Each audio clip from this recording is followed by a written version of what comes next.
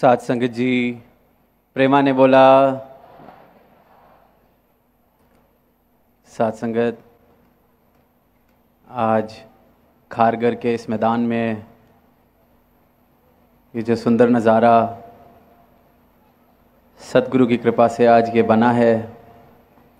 आप सभी संत अनेकों स्थानों से यहाँ पहुँचे हैं, पूरी ही मुंबई से और शायद आसपास के भी कुछ इलाकों से हाज़िरी लगी है। और पिछले साल भी जब यहाँ इस तरह एक दिवसीय समागम हुआ तो नज़ारा यही लग रहा था कि जिस तरह वापस वही महाराष्ट्र का समागम साल में दूसरी बार हो रहा है।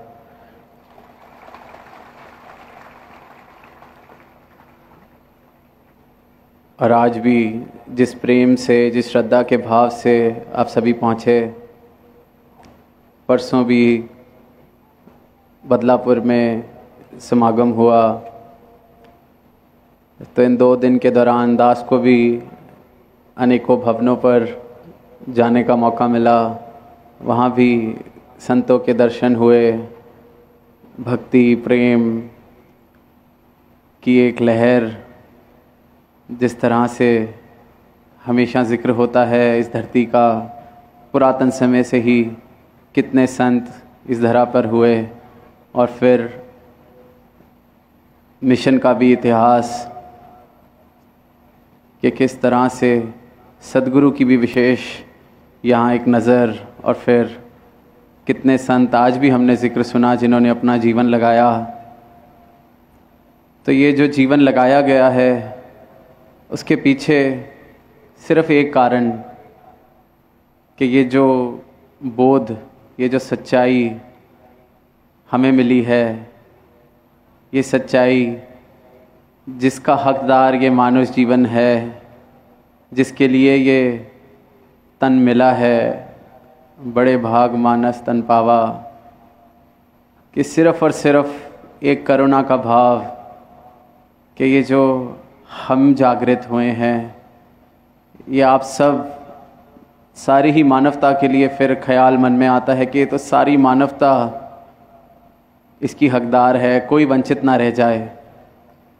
कि अगर हमारा नींद टूटी है, जिस नींद में हम सो रहे थे, ये जागने का मौका मिला है एक नींद से, तो वैसे ही और कोई भी सोया हुआ ना रह जाए। सिर्फ इस भावना के साथ अपना पूरा का पूरा जीवन संत महात्मा गुरु पीर पैगंबर परोपकार में लगा देते हैं, एक उद्देश्य के साथ कि सबको ये मैसेज दिया जाए कि मन तू ज्योत स्वरूप है, अपना मूल पहचान,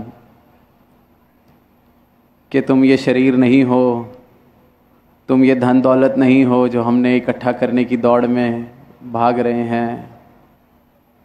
तुम अपने कितनी तुम्हारी संतानें हैं, कितनी तुम्हारी जायदाद है, कितना तुम्हारा वर्चस्व है, इसका कोई मायने नहीं रह जाएगा, क्योंकि इससे कुछ प्राप्त होने वाला नहीं है।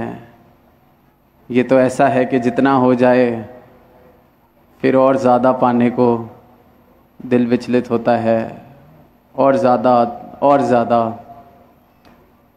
पर फिर जब ये कहा जाता है कि मन तू ज्योत स्वरूप है, तो फिर आगे से सवाल कि ये ज्योत है कौन सी जिसका मैं स्वरूप हूँ। और फिर इस राज को जानने के लिए सतगुरु के चरणों में जो अपना शीश झुका लेता है, फिर उसका जीवन इस प्रकार महक उठता है, क्योंकि किस ज्योत से मैं आया हूँ, किस ज्योत में मैंने जाना है, कि मैं हूँ क्या।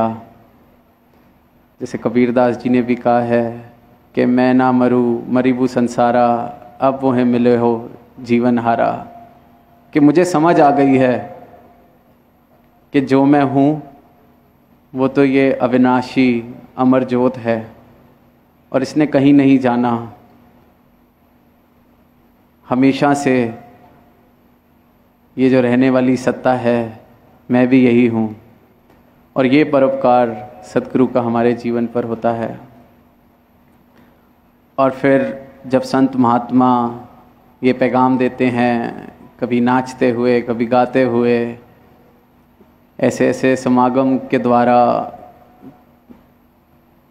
तो लोगों को जिन्हें ये जब कान में बात पड़ती है कि ये परमात्मा कण कण में बसता है, कण कण में बसता है, फिर भी इंसान इस तरफ जाग नहीं पाता। बहुत ही मुश्किल से संसार को छोड़ने की बात कि ये संसार जिसके पीछे मैं दौड़ रहा हूँ ये परछाई मात्र है, क्योंकि इतना गहरा इसके साथ हम संबंध बना चुके हैं अपनी मैं का। हमने अपना पूरी की पूरी परिभाषा कि मेरे पास कितना है, कितनी धन दौलत है, कितने महल माड़ियाँ हैं, कि मैं कितना बुद्धिमान हूँ, मैंने कितनी किताबें पढ़ी हैं इत्यादि, सिर्फ़ और सिर्फ इसके आधार पर जो मेरा मैं का ये जो पूरे का पूरा भवन खड़ा है, इसी आधार पर। और जब संत ये आवाज़ देते हैं तो बहुत ही मुश्किल हो जाता है जो इस तरह से गफलत की नींद में है कि ये पैगाम को सुन के भी अनसुना कर देते हैं। क्योंकि ध्यान, अगर परमात्मा की बात सुनना भी चाहते हैं तो शायद कई बार यही भाव आ जाता है कि चलो शायद ये परमात्मा जिसका ये जिक्र करने आए हैं इसके द्वारा मेरा कोई जो अधूरा काम है वो पूरा हो जाएगा, तो सुन लेते हैं इनकी क्या बात है। शायद कोई अगर तकलीफ़ का समय अभी चल रहा है, अगर ये परमात्मा की बात सुनेंगे, ये जो संत सुनाने आए हैं, तो शायद वो ठीक हो जाएगी। क्योंकि ध्यान अपने इस परिभाषा जो मैंने बना ली है, ये जीवन ही मैं सिर्फ़ और सिर्फ इसके आधार पर जी रहा हूँ, तो हर पल सिर्फ़ और सिर्फ इसी को और मजबूत करने की चेष्टा में मैं लगा रहता हूँ। आज एक गीत, एक भजन जिसके शब्द थे हरियाणा हरियाणा, एक मराठी भजन हमने सुना। तो एक बार पहले भी कहीं सुनने को मिला कि यही भजन लगभग ऐसे ही बोल, और फिर महापुरुषों ने आपस में बात की कि कितना आनंद आया भजन सुने। तो सामने से किसी ने कहा कि हाँ, मुझे तो अपने खेत लहराते हुए आज याद आ गए, मुझे तो इतना अपनी फसलें, अपना खेत सब याद आने लग गया, सब नज़र के सामने आ गया। तो उन्होंने कहा कि ऐसा आज क्या आपने सत्संग में सुना? तो वो कह रहे थे कि वो सत्संग में कह रहे थे ना कि हरियाणा हरियाणा हरियाणा, तो मेरा हरियाणा में ही खेत है, हरियाणा शहर में, हरियाणा प्रदेश में मेरा खेत, मेरे आँखों के आगे तो वही हरियाणा छा गया, वही हरियाली छा गई। तो इंसान क्योंकि सिर्फ़ और सिर्फ अपनी माया का रिश्ता जो उसने बना रखा है उसके साथ इतना मशरूफ़ कि हरि की बात भी हो रही हो तो उसमें भी अपने खेत की हरियाली। पर सद्गुरु जब दृष्टि देते हैं तो फिर उस हरियाली खेत में भी ये हरि के दर्शन दिखते हैं। फिर हर कण कण में, हर पत्ते में, हर जर्रे में ये दर्शन इस परमात्मा के।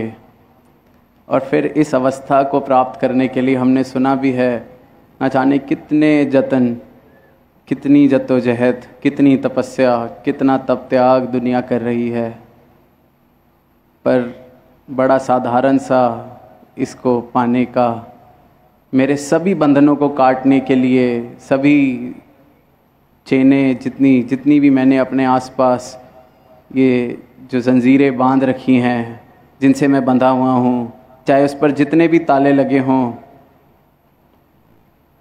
अहंकार के, भ्रमों के, जितनी भी जंजीरें हों, उन सब के तालों की एक ही चाबी जो सद्गुरु के चरणों पर शीश झुकाकर मिलती है, वो है ब्रह्म ज्ञान। और फिर ये ब्रह्म ज्ञान पाकर हम ये सारे ऐसे जितने भी बंधन हैं उन सब से मुक्त हो जाते हैं। इसी को जीते जी मुक्त होने की अवस्था कहा गया है। कई बार बहुत सारी ऐसी गलत फहमियाँ, बहुत सारे ऐसे भ्रम, बहुत सारे ऐसे जो बिल्कुल ही अगर कहा जाए कि माया का रूप है, बिल्कुल नहीं टिकना। इंसान उस